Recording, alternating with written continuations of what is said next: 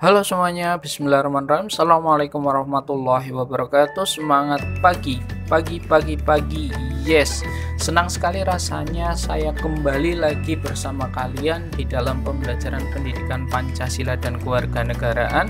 Dan pada kesempatan kali ini kita akan belajar mengenai sistem dan juga dinamika demokrasi Pancasila. Sebelum pembelajaran dimulai, silakan disiapkan terlebih dahulu buku tulis, alat tulis, buku cetak, catat sesuatu yang menurut kalian penting atau garis bawahi, dan jangan sungkan apabila nanti ada yang kurang jelas bisa ditanyakan melalui WA pribadi kepada Pak Andi. Nah, pada kesempatan kali ini pasti teman-teman semuanya, anak-anakku semuanya bertanya, apa sih itu demokrasi? Pada hakikatnya kata demokrasi berasal dari bahasa Yunani. Yang pertama adalah demos, di dalam bahasa Indonesia artinya rakyat. Kemudian yang kedua adalah kratos atau kratein, yang artinya adalah pemerintahan. Jadi secara sederhana demokrasi dapat diartikan sebagai pemerintahan rakyat. Lah, ini pasti sudah kalian dapatkan di bangku SD, SMP, dan sekarang didapatkan lagi, pasti kalian sudah familiar dengan materi demokrasi. Nah, secara Kamus Besar Bahasa Indonesia, istilah demokrasi merupakan istilah politik, yaitu kekuasaan tertinggi berada di tangan rakyat dan dijalankan langsung oleh rakyat atau wakil-wakil mereka yang dipilih dalam sistem pemilihan yang bebas. Tentu saja Indonesia juga seperti itu. Indonesia sudah diwakilkan oleh wakil-wakil kita baik di DPR, di MPR, di DPD maupun di DPRD kabupaten, kota atau DPRD provinsi. Nah, menurut para ahli, saya ambilkan di sini satu saja ya. Menurut Abraham Lincoln, beliau berpendapat bahwa demokrasi is the government of the people, by the people, for the people. Ayo, apa itu? Pemerintahan dari rakyat, oleh rakyat, dan juga untuk rakyat. Beliau dikenal mencetuskan teori ini. Itu beberapa pengertian demokrasi, baik menurut para ahli, menurut KBBI, maupun menurut pengertian yang paling sederhana. Pasti kalian sudah paham kan terkait dengan pengertian demokrasi? Nah, kemudian dasar pelaksanaan demokrasi di Indonesia itu apa? Dasar pelaksanaan demokrasi di Indonesia itu tentu saja tertuang di dalam Pancasila sila keempat, yang bunyinya kerakyatan yang dipimpin oleh hikmat kebijaksanaan dalam permusyawaratan perwakilan. Ini jangan sampai kalian lupa dan nanti digunakan kedepannya terus, dan ini menjadi patokan dasar kalian apabila belajar terkait dengan demokrasi, terutama demokrasi di Indonesia. Lah, demokrasi pada hakikatnya banyak sekali digunakan di negara-negara di dunia ini, dan oleh karena itu demokrasi itu banyak sekali macamnya, dan kita perlu mengklasifikasikan macam-macam demokrasi itu menjadi beberapa klasifikasi agar tidak bingung. Yang pertama, demokrasi apabila ditinjau dari titik berat yang menjadi perhatiannya dibagi menjadi tiga, yaitu demokrasi formal atau biasa sering disebut dengan demokrasi liberal, kemudian ada demokrasi material atau sering disebut dengan demokrasi komunis, dan juga ada demokrasi gabungan. Ya, ini menurut apabila ditinjau dari titik berat yang menjadi perhatiannya. Apabila demokrasi formal yang biasa digunakan negara-negara liberal, suatu demokrasi yang menjunjung tinggi persamaan dalam bidang politik tanpa disertai upaya mengurangi atau menghilangkan kesenjangan dalam bidang ekonomi.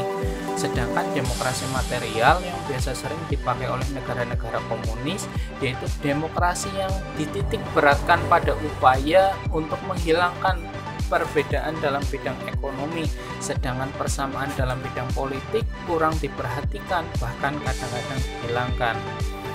Untuk demokrasi gabungan, itu demokrasi yang muncul akibat suatu negara tidak memihak kepada negara liberal atau negara komunis. Demokrasi ini dapat diartikan sebagai demokrasi yang mengambil kebaikan serta membuang keburukan dari demokrasi formal dan juga demokrasi material. Itu demokrasi apabila ditinjau dari titik berat yang menjadi perhatiannya.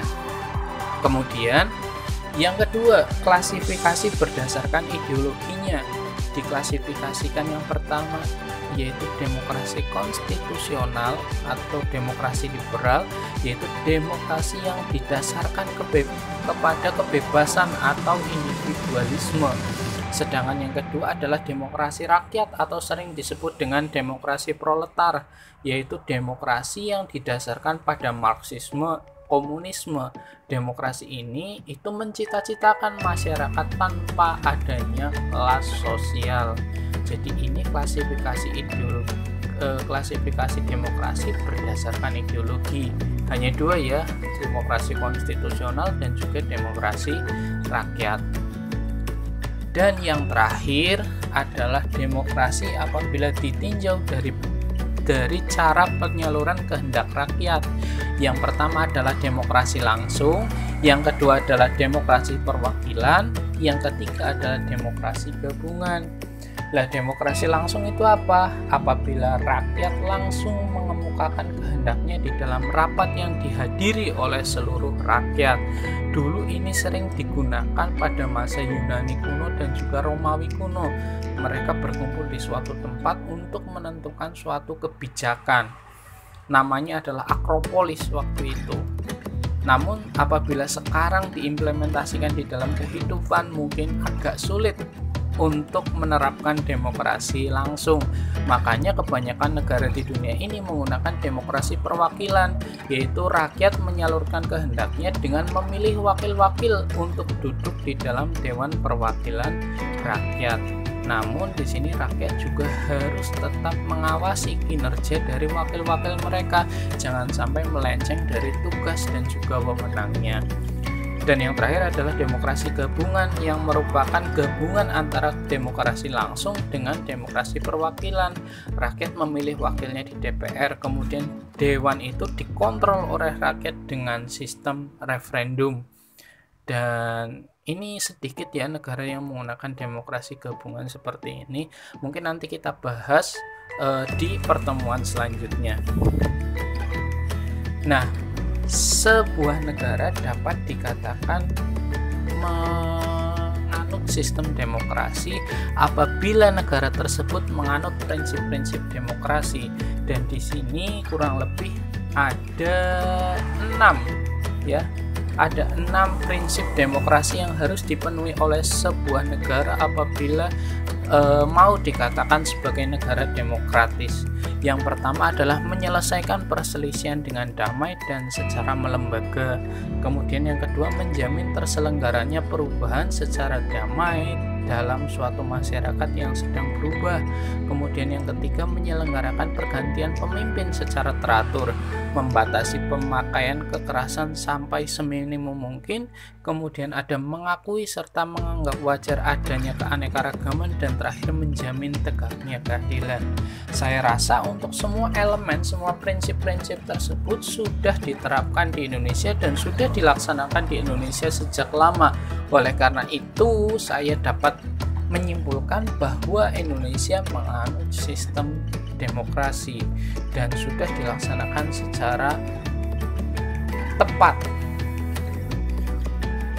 Kemudian untuk penugasan, ada 3 nomor yang harus kalian selesaikan. Silakan dikerjakan di buku tulis kalian masing-masing, dikirimkan melalui Google Classroom, dan apabila tidak memiliki kuota bisa dikirimkan melalui WA pribadi. Penugasan yang pertama, apa yang dimaksud dengan demokrasi? Kemudian yang kedua, jelaskan pengertian demokrasi menurut Abraham Lincoln. Kemudian yang ketiga, menurutmu apakah Indonesia menganut paham demokrasi? Itu agak direvisi ya. Menurutmu apakah Indonesia menganut paham demokrasi? Tunjukkan buktinya. Baik, itu saja pertemuan pada kesempatan kali ini. Terima kasih atas perhatian dan juga atensinya di dalam pembelajaran pendidikan Pancasila dan kewarganegaraan. Tetap semangat, tetap jaga kesehatan, dan tetap berpikiran positif. Billahi taufik walhidayah. Wassalamualaikum warahmatullahi wabarakatuh.